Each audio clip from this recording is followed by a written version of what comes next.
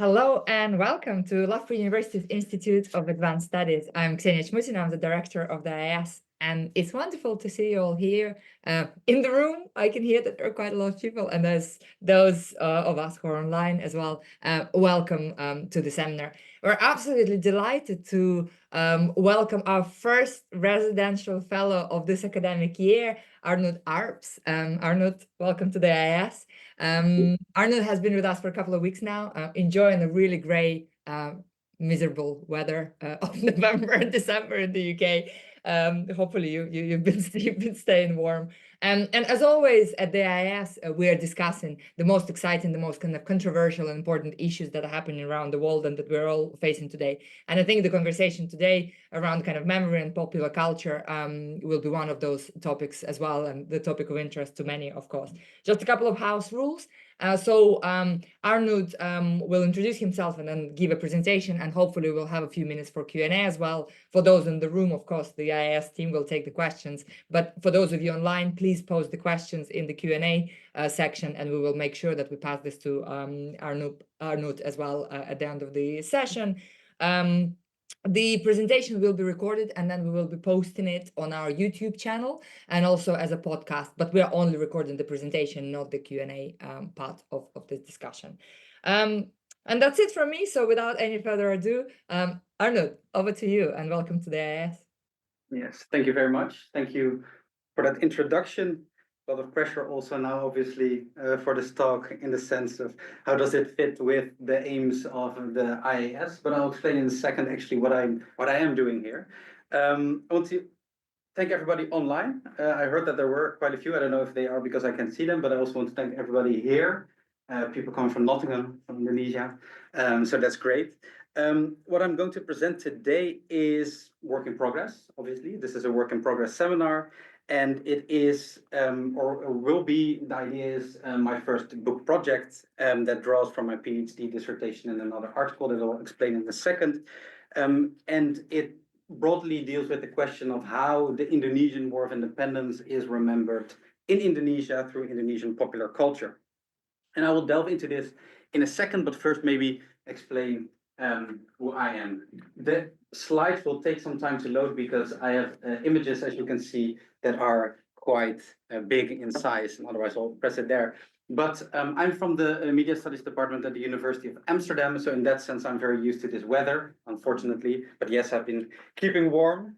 And I'm an assistant professor of extended cinema, film heritage, and memory. Won't explain what that means, but what I'll focus on today is, and the latter part mainly, is memory. And I'm also part of the Amsterdam School for Heritage, Memory, and Material Culture, where I'm a staff member, and there's a bridge to what I'm presenting today, so I'll explain that in a second. And as you know, as scholars, you need to write a biography often if you submit for a conference, etc. So this is from one of the author bios that I needed to write. But what I broadly do is I investigate the colonial era, the Dutch colonial era in Indonesia, and how that is transculturally, transnationally, and cross-media remembered in Indonesia and the Netherlands. So I look at Indonesian popular culture, but increasingly also Dutch popular culture, and then also in relation to each other. So how do they mainly differ? But also what does it mean to compare them? Today I won't compare, actually. Today I will focus mainly on Indonesia, or only. I have a special interest in cinema, literature, and popular culture, which has overlap, and I will show you in a second what that means for today. But as I said, I'm part of the AHM in Amsterdam. Wait, can I click here? Yeah. And which is a research school where people who study memory also come together, and one of the aims of the school is to analyze the remnants and narratives of the past and the present, and that is pretty much what I'm doing here. What I'm doing always, actually, that's the work that I do. That's also what I did at the IIS. And then the question, perhaps, why did I come here? What as Loughborough that is interesting for me? What can I offer Loughborough in that sense? And that is, and this is outside of the IIS, this is at the Loughborough University, is the Center for Research in Communication and Culture. And they have scholars who work on media, obviously, and communication, but media mainly the focus of my work. And they do that quite well, obviously. Some of you might work there also, actually some of you do. And one of the, how do they present itself? Let's say research priority areas, one of the expertise topics is media, memory, and history. So that relation between media, memory, and history. And so this particular research group or cohort, if you will, was one of the main reasons why I came here to Loughborough to meet these people, these scholars, to collaborate with them, these experts in my field, and to discuss research with scholars from the media, memory, and history cohorts. And the IAS specifically offers a place to do that, to stay and to work on my own work, as well as collaborate with the people who already work here. And I came here particularly for one professor, who is Professor Emily Keatley, who have been discussing my work with, who've been talking to, and will continue to do as long as I'm here. And it is in particular maybe one of her research, how you say this, scopes that is particularly interesting for me, which is how media studies, memory studies, and post-colonial studies should or could work together. So when I was thinking, presenting here today at the Institute of Advanced Studies, I was thinking, what is it actually that I'm advancing? Like, what kind of studies am I advancing? And I think that is the answer. So it's, for me, particularly the relation between media studies, memory studies, and post-colonial studies, and what I'm presenting today. And I think this book in particular has to do with those three fields, maybe today focusing mostly on memory studies. So how is the past remembered in the present? And it has to do, let me see if that's on this slide, that's mainly to do with how within the field of memory studies, how people look at a form of global mobility of memory. So how certain memories of the past are seen as having the capacity to be a global memory. And one example, I think, is the memory of the Holocaust. That's something that's been represented so fastly, so widely, etc., that people across the globe have a certain memory, a cultural memory of what that means. And my point here is that the research within memory studies goes increasingly towards this idea of that memory is able to travel freely, to become a global memory. Whereas I think, that's my argument, that in Indonesia it shows that let's say the nation or national memories are pretty much reinstated. I'll come back to this in a second. Let me begin here. As I said, the book that I'm writing is the rewritten version, the revised version of my PhD dissertation. And when I had finalized my PhD, the journal Memory Studies came with a call for papers. And that call for papers was for a special issue called Taking Stock of Memory Studies, in which they asked the questions, how do newer scholars, which I interpreted as recently promoted scholars, as in just getting their doctorate, how do they assess changes in the field? How useful are established concepts in the current moment? Do they need to be reinvented or reframed or even discarded? What is new? What would an agenda for the future look like? So this was a journal issue that really looked at what is sort of the status quo of memory studies, the field, and where should we head towards from there. And what I did in my dissertation, which I will do in my book, is to look at this idea that theories in memory studies of the past decades, actually, that they pretty much suggest that memory can travel freely across political, cultural, and national borders. So you have increasingly theories that suggest that. But my book project, and the one that's also the one that I've been working on here in Loughborough, argues that Indonesian popular culture shows that this idea of straightforward mobility of memory does not necessarily apply to every local context, because when memory travels, or the form of travel that we see in Indonesia, what we see is that there are some frictions that occur. I will explain this. Hopefully it will be explained, but I will delve into this in a second. Now, as I said, the book draws from the PhD dissertation, but it also draws from this specific article, which has similar titles on Memori Melompat, dumping memory. And I'll explain what that means in a second. Also, I would suggest, if you are interested in this topic, you should read the article rather than listen to my rambling here, because I think it's more structured there than it will be here. But today I'm trying to give you a few examples, mostly, which I think are not in the article as much. Three set of quotes that I want to give you from the article. First, I recognize that there are certain cultural memories of the Indonesian War of Independence, and I propose to see these cultural memories as a form of Memori Melompat, and it is composed of the Indonesian Memori, meaning memory, and Melompat, meaning jumping or to jump, thus translating into jumping memory. And why did I choose to focus on such a term? Well, it encapsulates both time through Memori and space through Melompat, because time and space in this particular book project are of importance. Secondly, Memori Melompat is an abbreviation for cultural memories that jump rather than travel between forms of popular culture. Because there's, and I won't go into this, but there's this whole idea of traveling memory also. And I would say that yes, this is a form of such memory, but it is to a different scale. It's a different kind of movement. So there are jumps between forms of popular culture, between intra and international borders and people, and that is what makes that different.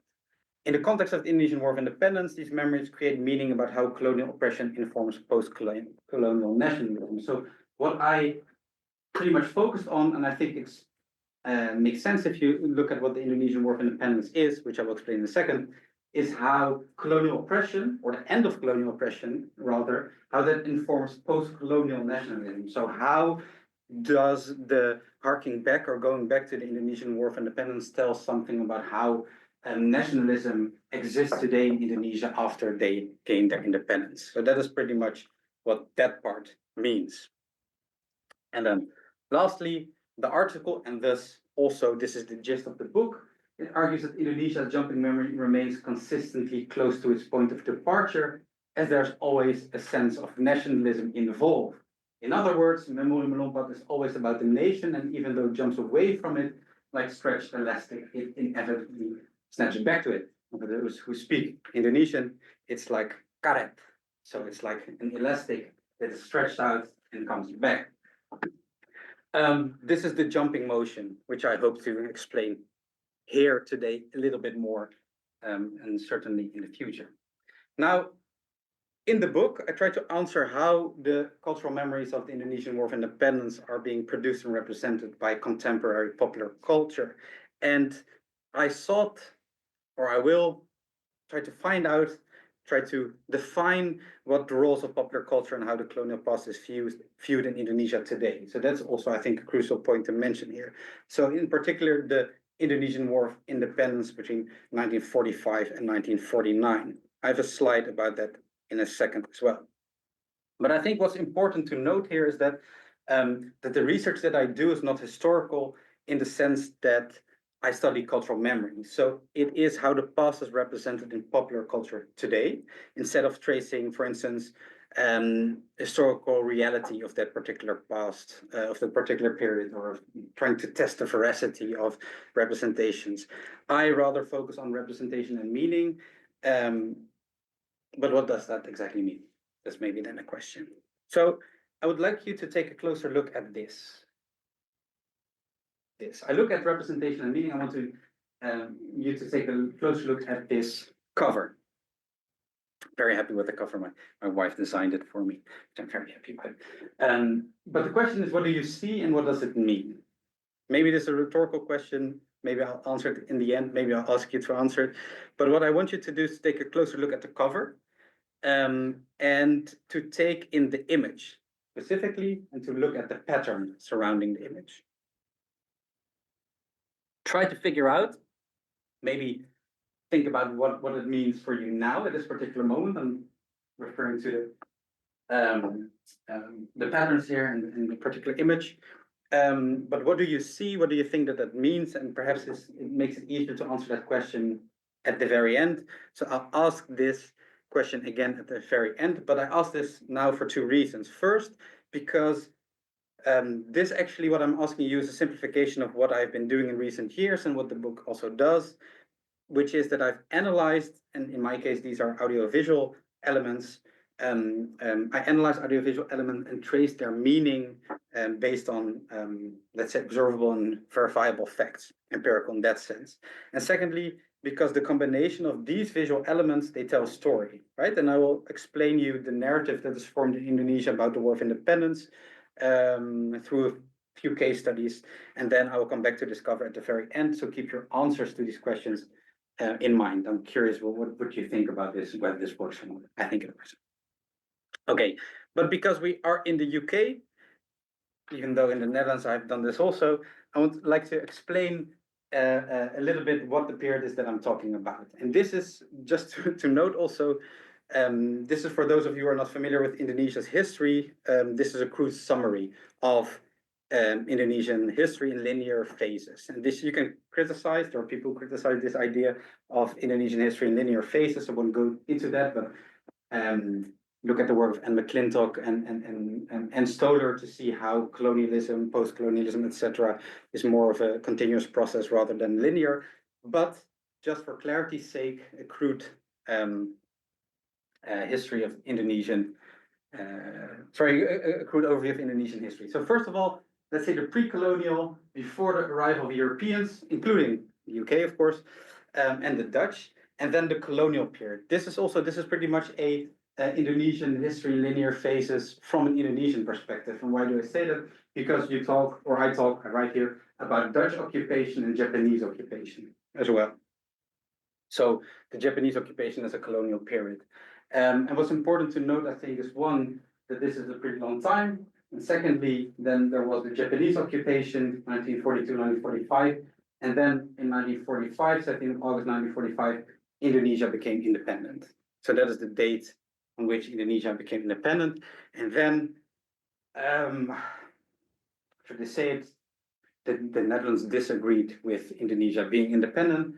So the Indonesian War of Independence commenced, which was from the 17th of August 1945 to 27th December 1949, crudely. But this is the period that I'm talking about. I'm talking about the period after Indonesia declared its independence, but before the Dutch stopped waging war in Indonesia again. One point to note here also maybe, I think I come back to that in the end, is the fact that we're talking about the end of the Second World War in Europe also, and then the beginning of the Indonesian War of Independence. So as you can see here already, there's a overlap or continuation between, for instance, the German occupation of the Netherlands and the Dutch reoccupation of Indonesia. And this is crucial later on. I don't know if it's today, but it is crucial. Yeah, I think they have an example of that later on. But this is the period that I'm talking about. When I started this project, I was in the Netherlands, and from the Netherlands, there's only so much that you can select in relation to Indonesian popular culture. And this actually has to do with one of the main points. It has to do with circulation. But I knew that in Indonesia, also because I was there before, but in Indonesia, there's this huge remembrance culture about the Indonesian War of Independence.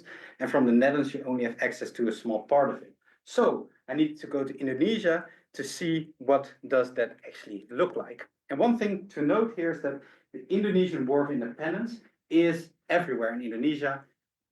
If you look for it, which I did, but I assume also if you don't look for it. One example. No, I'll go through the examples, I think, yeah. This is just an overview, nice image, but I go to this one. You know, everybody, if anybody's been to Indonesia, I assume you have, Jakarta, Kota Tua. What you see here is an image of someone who is paid this actor, who is, I think, a VOC, a Dutch colonial, and who's standing here as a prisoner of Batavia's old city and is taking photographs. But what you can also do there, if you walk around the old city of Jakarta, is you can take pictures of people who dress up as national heroes. I think I haven't included it here, but General Sudirman, for instance, there are many national heroes that are standing there and that you can take pictures with. It's one form in which it comes back. Another one, more traditional, I would say, is Wayang Revolusi. So Wayang, shadow puppet theater in Indonesia, still hugely popular also, but this is a particular form of it in which the revolution, the Indonesian War of Independence, is recreated. And so I think, I don't have my notes about that, that these were Dutch people represented here. You can find this also in Jakarta. Another example, and this I've made this joke before, so sorry for everybody who has heard another talk about me saying this. But what is a more popular form of culture in Indonesia than food? There isn't, is my point. And so when I found out in Jakarta that there is a restaurant around Fathahila Square, which has the theme of Indonesian independence, and I had to try it. And in the dining area, the wall and ceiling, yeah, you can see it here, are decorated with national heroes and images of the war. And you can see this on the back of the wall here, for instance. So you see the imageries of the national revolution, the heroes, and the war itself. And the waiters in the restaurant, and I don't know, I don't have a picture of that here, but the waiters in the restaurant, they also walk around in uniforms that hint or are reminiscent of the color and shape of the uniform of the TNI, of the Indonesian army during the war. So it all has this, let's say, air of the revolution. And also, of course, I tried the food because there was an excuse to do it. It's part of research, which was good. It was also the first time that I can actually remember that I ate otak, which is brain, which apparently makes you smarter. And I'm at the Institute of Advanced Studies, so perhaps that is true. But at least this is one form of Indonesian popular culture, if you will, about that. More traditional one also. One of the famous landmarks in Indonesia is the National Monument, which you can see on the right. And when you enter the monument, there's a National History Museum. And one of the things that is super popular in Indonesian museums are dioramas. These you can see in many different kinds of museums in Indonesia with different kinds of images of the war. Now, questions can be raised on which particular aspect of the war is represented, but also why and for what purpose, etc. These you can ask with all these kinds of forms of popular culture, but these are not necessarily the case studies that I focused on. Also, another thing, and this is actually, I really like this one, I don't know if you know this, is a clothing brand. Damn, I love Indonesia. And this is, what was the slogan? Patriotism never looked so good. Also, I bought shirts here, of course. But this is also a form of popular culture where you can ask, well, does it have to do with patriotism? Is it nationalism? Is it just a way to show that you have money because these are relatively expensive clothing, etc.? So these are all kinds of questions that you could ask. But this was not one of the case studies, again, that ended up in the book. But just to make sure that you understand that there's so much about it. When I actually, and I will show what I did focus on, but what I actually theorize, or how to put this, I think, into theory is, first of all, the question is so broad. If you ask the question, how does Indonesia remember Indonesian War of Independence? That's a question that you really can't answer. Also, because in a country as diverse and vast, with so many people, you can't really say that there's a singular memory of the Indonesian War of Independence, but rather that you need to focus on different kinds of, or multiple memories of the Indonesian War of Independence. So I tried to sort of, how do you say it, streamline an argument about how you can say something about such so many multiple memories, so many memories, etc. And I think I did it okay with this. First, mediality. So mediality here implies that memories of the war are unthinkable without media. So this also might be a research bias in the sense that I'm from media studies, but many of the forms, whether they are only media, if you will, or traditionally something else initially, they use media in a particular way to form their memories. So mediality here implies that memories of the war are unthinkable without media. Secondly, scales imply that these memories move from a local level, for instance, the city of Yogyakarta, to a national level as in nationalist films, to a more global perspective as through YouTube. This is not random that I named this. This is something that comes back in the book. And if time allows, I'll come back to later on. But how things move from, let's say, a local level of a certain city to a more national level to a global perspective, or the idea of a global perspective. And then mobility implies that memories of the Indonesian War of Independence are not stationary, right? So these memories move between people, media, genres, locations, and times. That's another thing. And I think the foundational observation of this book, of this study, is that Contemporary memory culture about the war in Indonesia is inherently temporal, as it inevitably relates to the colonial past, and increasingly prosthetic. I need to explain that. It comprises of mediated cultural memories of the war rather than personally experienced memories. So the idea that it is prosthetic means here, and the role of media here is that as time goes by, people who have lived memories of the war, who were actually alive during the Indonesian War of Independence, they will die because of age. And then what happens is that our understanding of the past, our understanding of the Indonesian War of Independence, increasingly relies on how that war has been mediated. And there, I think, also lies an extra importance of media. So, and the last part, I think, is also that it's spatial. Again, so it relates to the local, to the national, and to beyond. Now, I'll go further. One of the case studies that I did focus on in the end was historical reenactment. And this is also, depending on where you live in the world, more familiar to you than for others. But what this is I assume you have an idea what historical reenactment is, right? Broadly speaking, it's, in this case, people who reenact battles during the Indonesian War of Independence on the streets. And they do that by wearing the clothing from that period, trying to find weapons from that period, or recreating them, having objects, having vehicles, etc., etc. This is what historical reenactment is. And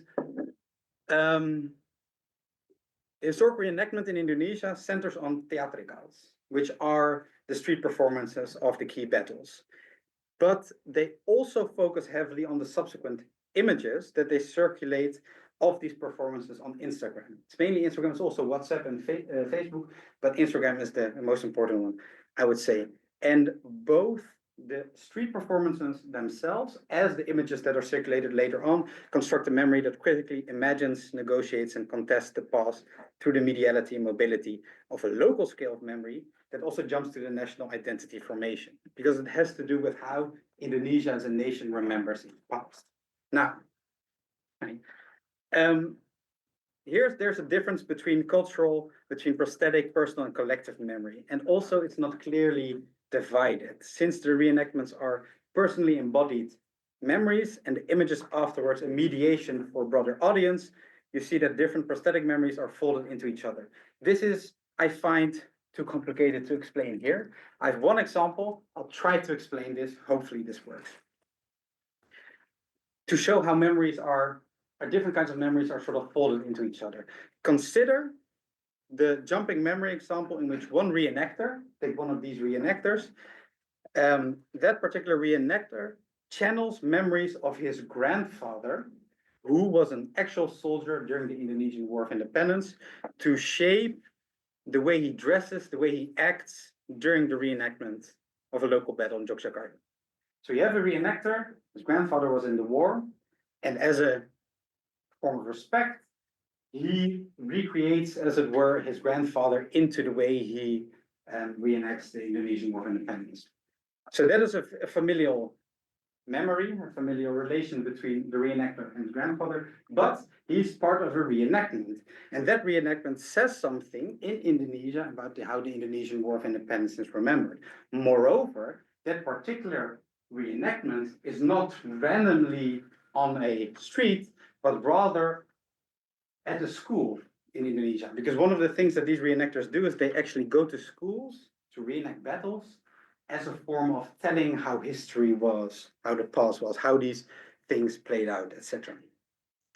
Now, so you have then a personal memory, a familial memory that goes into a local memory of Yogyakarta, because these are battles of Yogyakarta that tell something about how Indonesia became independent on a national level. But then also there's the element of photographs that are circulated on Instagram beyond the street performance themselves. What you see on the Instagram page is, and this is a case study, well, it's a part of the case study of the historical reenactors, but it is an object in itself, is what you see there is that images like these that are then put on Instagram are actually put beside images of the historical reenactors, for instance, when they are talking to the Indonesian army. And what they do with that, or what's constructed with that, I would say, is that it signifies some sort of military approval for what they do, and in that sense gives them a, let's say, gravitas or some form of authority about the particular history that they're telling and the particular cultural memory that they are forming through the historical reenactment. So that's one difficult example, I think. Let me see. Yeah, so just to say what is jumping here, memory jumps from the reenactors themselves to street audiences and online audiences, as well as from offline activities to online representation. As such, doing Indonesian reenactment in its full extent means committing oneself to various forms of media to jump from the local to the national scale. And this really is an example of how reenactors in Yogyakarta say something about a national cultural memory in a way. But if you go to films, this is differently, because these films operate on a more, let's say, the level of the nation. They're more focusing on memory discourses on a national level. And here you also have an entanglement of the three threads that I said in the beginning, and you can mainly see it through, let's say, memory tropes in cinema. So these memory tropes interact also with memory outside of the nation.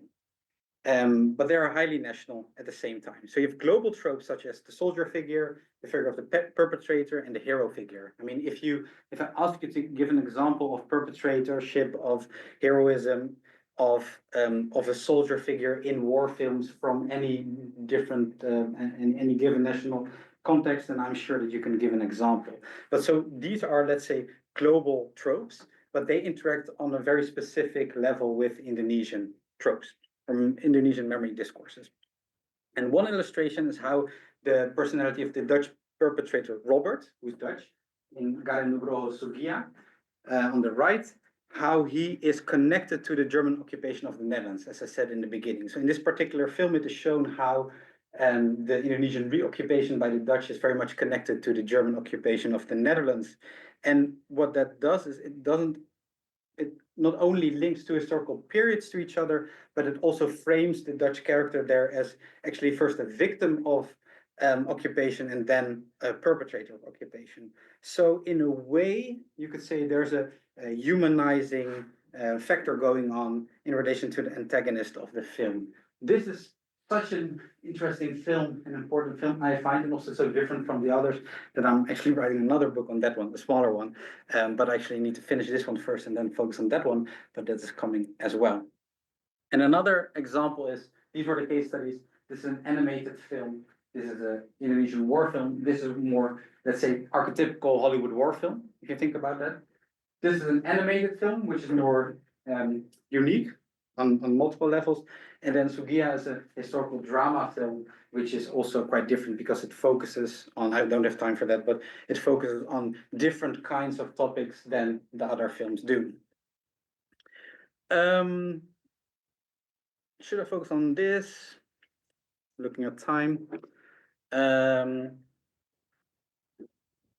Yeah, I think this is interesting. This is the most, I would say, the Merah Putih trilogy is the most famous one. I don't know if you've seen it. Yeah, okay. This is also the one that actually has been circulated in the Netherlands. So in the Netherlands, this is the most famous one, although hardly people have seen it. But this is really like an action film, a war film. Look at the trailer, you will see what I mean. But what you see in that film, which is a film that is archetypical war film, like explosions, violence, etc. Even there, you see that there's, let's say, disagreement in the dedication towards the Indonesian War of Independence, particularly in relation to, let's say, the ethics of what that war means for Indonesia itself, and how far you should push it, even though the antagonist of the film is pretty much the worst of the worst, if you will. So what you see there is that there is a negotiation again of how the Indonesian War of Independence should be seen, also within the film itself. And in the films, I won't focus on that too much now. You see there are distinct genres. There is a dissimilarity in mediality. You see also how films actually work differently in relation to cultural memory if you compare it to historical reenactment. So this focuses on, as I said, tropes of the soldier, the incorporation of European history narratives, representation of perpetrators that maybe aren't purely evil per se, etc., etc. So it engages with national memory motives differently. One important thing maybe also to mention about these kinds of films is that they are memory productive films. So these films are what Astrid Errol has called memory productive films. That is, they don't necessarily tell us something about the workings of memory. If you think about a film like what's the Total Recall, I think is the example also that's given. But it doesn't necessarily tell us something about how memory works, but it produces memories about the past. So tells little or nothing about the workings of memory, but they have led to the powerful global dissemination of images of the past. This is a distinction that Astrid Errol makes, although there's one point I would say is to what extent can we talk about global dissemination of images of the past if we talk about Indonesian popular culture? And that's actually one point, is that to what extent is there a form of mobility similar to Saving Private Ryan, Apocalypse Now, or Schindler's List? Because to come back to the beginning, the theories in memory studies pretty much aim at these kinds of films and talk about how these kinds of films travel boundaries of culture, of politics, etc., etc. But this really isn't exactly the same in Indonesia. There are different kinds of memories. And I'm not saying that this is a bad thing, because not every memory should travel freely. It's not that it's bad if it doesn't, but there's a difference there for sure. And then one thing I also wanted to point out, I think, is that especially if you come from the Netherlands, the expectation is that a lot of these films are films about a war in which Indonesia fights against the Netherlands. To a certain extent they are, but one important point also is that these films are very much about Indonesia themselves. So Indonesia is the most important thing. This is an example, I would say, got at 1947, because, and this is a film about the Indonesian Air Force in the beginning of the Indonesian War of Independence, which isn't necessarily, there wasn't really an Air Force, there's also a point in the film, but this story is far more about a group of soldiers fighting against the odds, about how they deal together, about solidarity, about heroism, not so much about the antagonist. As a matter of fact, you can count the scenes with the Dutch in this film on one hand, if even. So it's really about Indonesia, not about the Netherlands. And where you can also see that it's about Indonesia and not the Netherlands is this film, Battle of Surabaya, one of the most important battles of the Indonesian War of Independence, and it's actually fought between the UK, between England, between the British and Indonesia. To make it more problematic, actually between the Gurkhas and Indonesia. But no Netherlands as much in this film. So it's about Indonesia. Okay, last two examples. Let me see the time. Just a few things. This is too much text I see on my slide. I don't want to read it. But this is one thing that I found also quite striking is if you look at historical reenactment, you look at more like a global stage. These reenactments, they are either in Jogja, they are in Bandung, they're in Jakarta, they're in a particular city mostly, and focus on the history of that particular city. The films are, let's say, on a national level in terms of distribution, in terms of memory tropes that they deal with, in terms of the stories, etc. Also, the characters in these films are often from across Indonesia. So you have these two scales. So let's say local, national, and then you have this guy. His name is Alfie Rev. He's a DJ, an Indonesian DJ. And he started out, I think, with remixing, let's say, popular English language pop music, but it wasn't as successful. I mean, I think it was successful, but it wasn't as successful as when he started to remix or make reiterations of Lagu Perjuangan, Lagu Nasional, which are, let's say, more traditional songs about the Indonesian War of Independence, about the Indonesian nation. And what he did is he remixed them. I think I don't call it a remix, but well, just to make it easy, he remixes them by combining electronic dance music together with traditional gamelan music.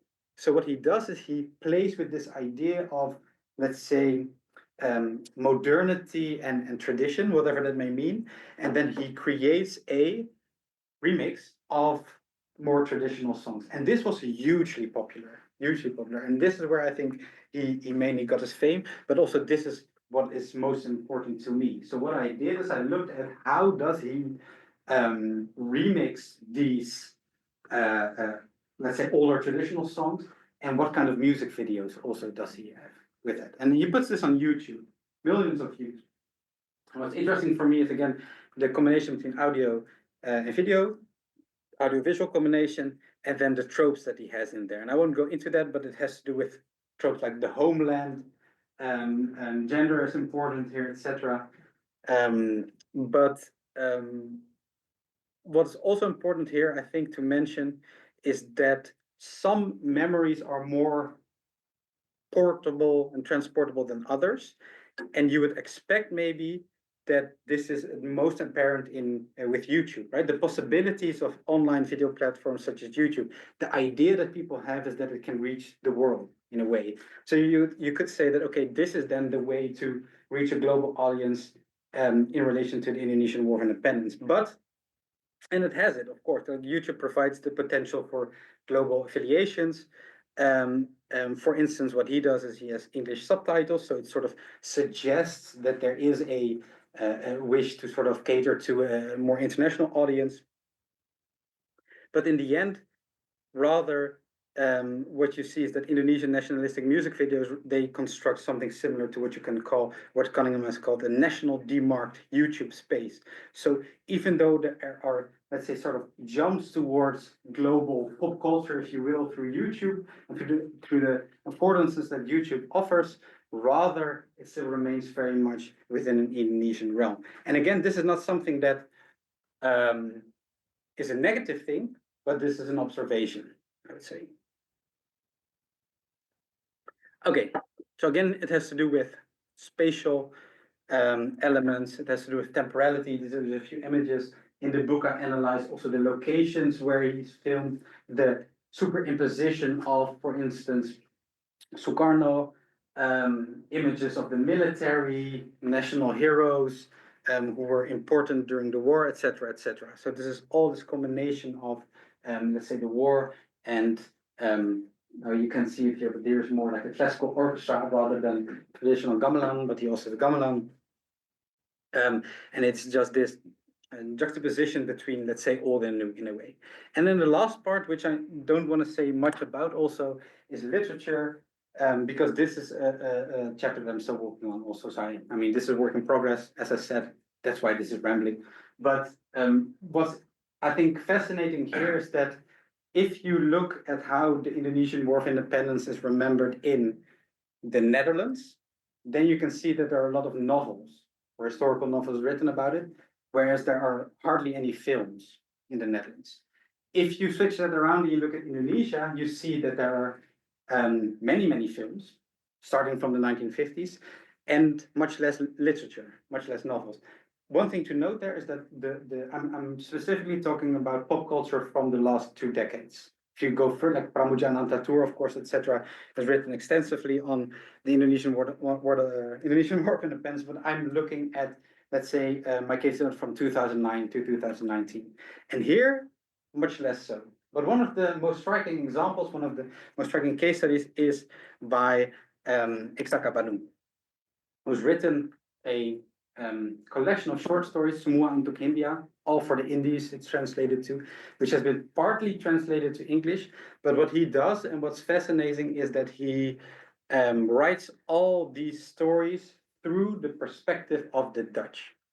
And I see this as a way of writing back. Like in post-colonial studies, when you talk about writing back, this is often also, this relates to the language of the former colonizer. So this would be when Indonesian authors would write in Dutch about histories that are underrepresented because of Dutch colonization, but because of, for instance, language politics, Indonesians didn't have the same access to Dutch education, or hardly any, as compared to other maybe colonial and post-colonial countries. But what he does there is to offer a perspective by switching focalization. So he looks at Dutch characters, or rather he looks through Dutch characters to tell the history of Indonesia. And there are a few short stories that I focus on that are post-colonial short stories about the Indonesian War of Independence, though his Semua Untuk India actually covers pretty much the whole Dutch colonization. But it's a fascinating thing. So I would focus on that. I'll wrap up due to time. But maybe first, please, I wanted to ask you, as I said, about the cover. And I was curious. I asked two questions. One was, what do you see? And the second was, what might this mean? I was just curious about whether, especially after the talk, you have any insights on maybe the people that we see or the pattern that we see here. If anybody wants to answer. If not, I'll answer. Well, it's a group of national heroes. Exactly. Yes, perfect. Thank you very much. Indeed, that's correct. What you see here are heroes of the nation. These are not necessarily only heroes of the War of Independence, but resistance to colonial rule in a broad sense. And then the pattern that you see ties into this. This is the idea. The coloring is reminiscent of a military camouflage uniform, sort of hinting towards the military in a way. And at the same time, you recognize the hearts, which shows, let's say, hero worship. And this is important also that despite the historical context of these forms of popular culture being war, victimhood is not necessarily the main focus of Indonesian popular culture. So these films, if you look at, let's say, through a decolonial perspective, and you think about what actually do these films or these forms of popular culture deal with, then it's not so much victimhood of Dutch colonialism, which you easily could do, of course, but rather it focuses on all these kinds of elements of heroism, unity, etc., etc. And this is not for nothing, because the book shows that the Indonesian War of Independence is, or should be understood as a discursive canvas, right? So it's a canvas on which everyone paints their needs and aspirations. And I'm talking about political factors, I'm talking about producers of popular culture, but I'm also talking about people who are, for instance, historical reenactors. So this goes from a very individual level to a global level. This idea that the Indonesian War of Independence is a discursive canvas on which everyone paints their needs and aspiration. And this is from Homi Bhabha, but much like the nation is coming into being through narration, the Indonesian nation comes into being through the narration of its birth myth. And the birth myth really is the Indonesian War of Independence here. And as I said, this applies to the political actors, to cultural producers, to society at large. And each of them participate in a narrativizing project that helps to define the Indonesian War of Independence and its meaning of freedom, which is Merdeka, after Indonesian independence. So that's why this is actually, as I said, the cover of the dissertation. It's called Forever Narrating Merdeka, because it is the argument that through popular culture, the idea of Merdeka, of Indonesian freedom, is pretty much narrated continuously. I'll stop there, actually. Thank you very much for your attention and time.